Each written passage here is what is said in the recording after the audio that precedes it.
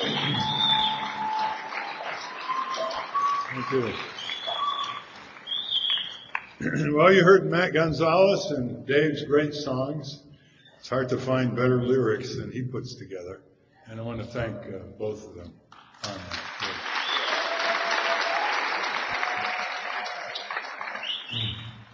You know, every time I come to Wisconsin, the progressive tradition of this state recedes more and more into history. I grew up in Connecticut, and in those years, you know, it was a little bit after Robert La Follette, but Wisconsin was like the beacon of progressive politics and energetic efforts to improve the life of people here. This is before Joseph McCarthy and others started their ascendancy. And your state is really emblematic of what's going on around the country. We really have to get very serious in our time here of American history, because I've never seen a bigger gap between knowledge and action. It's an even bigger gap than the inequalities of wealth and income, which has gotten a pretty big gap these days. When you consider that the CEO of Walmart made $11,000 an hour last year, and he had 1 million workers that were making $7, $8, $9, $10 an hour. The gap between what we know and what we don't do is a function of our demoralization and discouragement and being too busy, too otherwise preoccupied. Because this is a country that has far more problems than it deserves and far more solutions than it applies. Just look at energy, look at housing, public transit, environment, schools. You look around and you see what's going on here. And what's going on here is that the concentration of wealth and power in fewer and fewer hands, mostly global corporation hands, has transformed our government into an accounts receivable for big business, and basically has shut down those wonderful citizen groups in Washington who work harder and harder for less and less that you give money to, like the Sierra Club and the ACLU and NAACP and the labor groups and prison reform groups, civil liberties, civil rights groups, consumer groups. It's hard for those groups who go to work every morning to admit that their power has been shredded, that they no longer can improve their country, that the best they can do is to declare victory over declining significant defensive victories. You know, just cut out an amendment here and block the little subsidy there.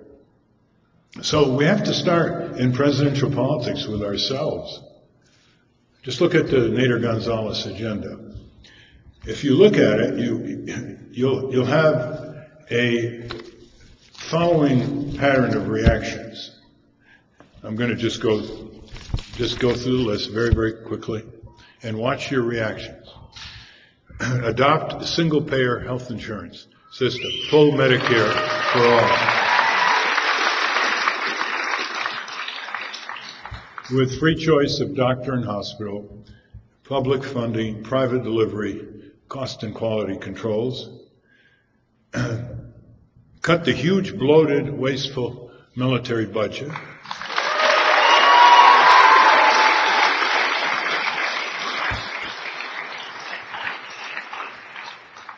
Which is an assault on the taxpayer's dollar, and which is getting worse by the year, and which is full of corruption and crime. You know, look at Blackwater and Halliburton and all the Pentagon audits and GAO reports documenting that, not to mention some good investigative reporting. It is now 1/2 of the federal government's entire operating expenditure, and there's no more Soviet Union. And communist China is rapidly transforming itself into criminal capitalism from criminal communism. So why 1/2 of our federal government's operating expenditure. Remember Eisenhower when he said, watch out for the military-industrial complex? Huh?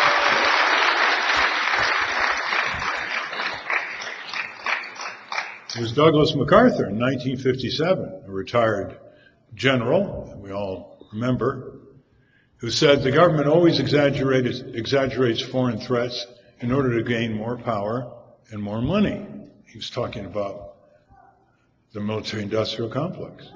Douglas MacArthur, not exactly known for being a Quaker peace advocate. Very credible on this point. Aggressive crackdown on widely reported corporate crime, fraud, and abuse against taxpayers, consumers, savers, investors, and worker pension funds.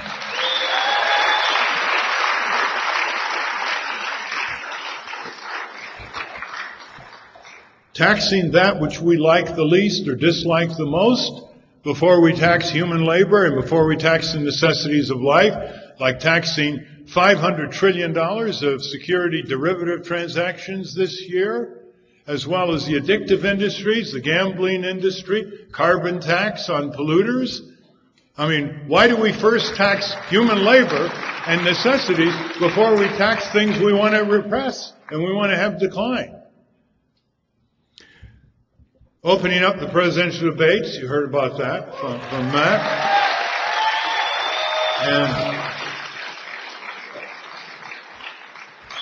And having more debates. This debate commission is a corporation created by the two major parties, and they still control it.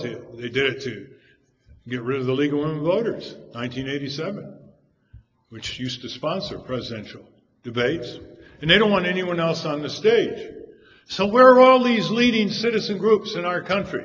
The veteran groups can get together with the neighborhood groups, can get together with the environmental groups, can get together with the consumer groups, that can get together with the Urban Institute and the civil liberties groups and the trade unions, and basically say to these two politicians, Barack Obama and John McCain, we're going to invite you to a whole series of debates. We represent tens of millions of Americans, and if you don't get there, there's going to be 2 chairs with your name on each one.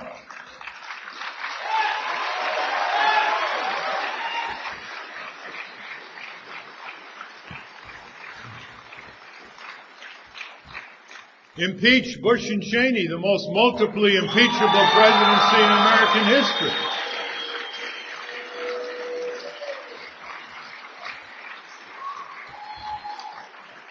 Five categories of high crimes and misdemeanors: the criminal war of aggression in Iraq, violation of international treaties, federal statutes, and the U.S. Constitution. A war that is overwhelmingly acknowledged to have been based on false pretenses, on lies, deceptions, and cover-ups repeated day after day by those fork-tongued President and Vice President George W. Bush, who fancies himself as King George IV.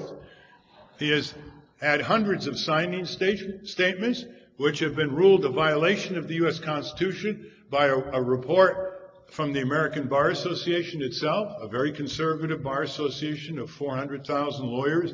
That's when he signs bill after bill and says, I, King George IV, will decide whether or not to obey it. High crimes and misdemeanor number 3, systemic torture, condoned, if not directly ordered from the top in the White House, disgracing our country before the world, and lowering the bar for wildcat or official state terrorism and torture around the planet.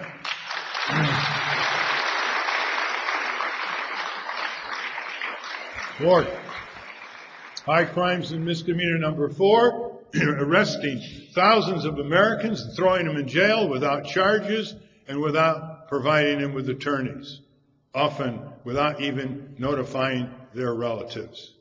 That is a violation of the sacred writ of habeas corpus, due process, and probable cause. You can't get much more important pillars for our civil liberties than that. And high crimes and misdemeanor number 5 is a 5-year jail term, a first-class federal felony, spying on hundreds of thousands, maybe millions of Americans without judicial approval.